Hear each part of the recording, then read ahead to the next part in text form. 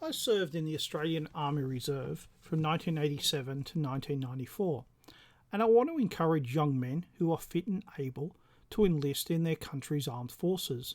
In my title, I say join the Army, but that's just shorthand.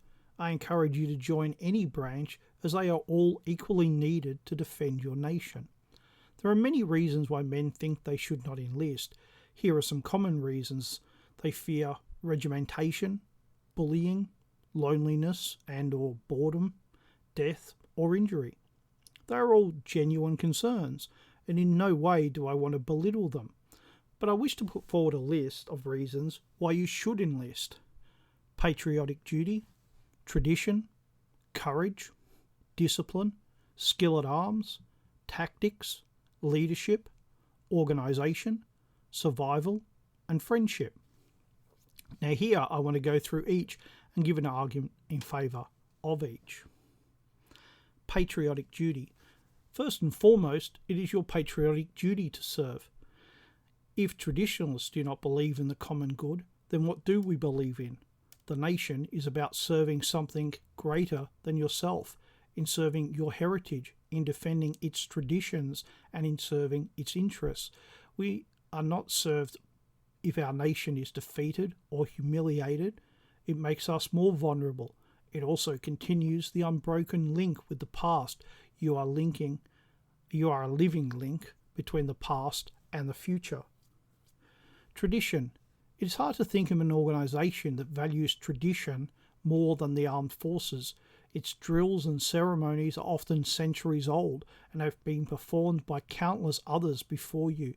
It remembers and honours wars and battles fought long ago. It honours those who fell long ago, and it teaches respect for the past in a way no other organisation does. To put it in perspective, when I served, I took part in ceremonies older than both the Australian Army and the nation of Australia. Courage. It takes courage to leave home and go and do something hard, to be yelled at and to get little sleep, to learn and learn and learn like you never have before. It takes courage to fire live weapons, something that in many countries civilians cannot do. It takes courage to learn skills that are dangerous and to learn how to do them safely. It takes courage to learn to fight as well as to fight. I remember one exercise I was on. We were on a hill and we were attacked by a company of infantry with armoured personnel carriers and tanks in support. I couldn't see the vehicles, but I could feel the ground vibrating as off in the distance they prepared to attack. Of course, it was only training, but training for war nonetheless. You are tested. Even in peacetime training, you are tested in a way that you will not be tested anywhere else. Discipline. The Army is both famous and infamous for its discipline, and it deserves both reputations. The Army can often be stupid, petty, and even belittling, but you really do learn discipline. You learn to get up at 3 a.m. to do guard duty. You learn to obey orders. You learn to drill, and you learn to do things the Army way. And you learn that discipline is a valuable skill, one that you will use over and over again the rest of your life. Skill at arms. In some countries, the United States for example, it is possible to learn skill at arms outside of the Army, but not everyone has access to weapons or the opportunity to use them in a safe and responsible way. The Army provides men with that opportunity. It teaches the technical aspects, how to clean and maintain, and how to use weapons, not just handguns and rifles, but machine guns, anti-tank weapons, mortars, tanks and artillery, things that even the most avid collector cannot get hold of normally. This helps the male interest in machines and technology. It also encourages confidence and gives men the proper respect for these weapons. They are not toys, but weapons of war. Tactics. All soldiers learn tactics. They learn how different organisations fit together and how different weapon systems fight together. They learn a different form of discipline, one that complements the more formal version, and they gain confidence in performing often complex and difficult tasks. Leadership. You learn about leadership, both what is good leadership and what is bad leadership. If you study for any type of promotion, you will learn to manage men, how to lead them and how not to, both important skills. You will learn how to instruct, something that is a valuable skill in many professions. I have a teaching degree, but the army taught me how to teach, not the useless teaching degree. Organisation. Allied to leadership is the knowledge of how organisations work and how they fit together. You learn to operate inside a very complex organisation, one that is both simpler and much harder than nearly any other.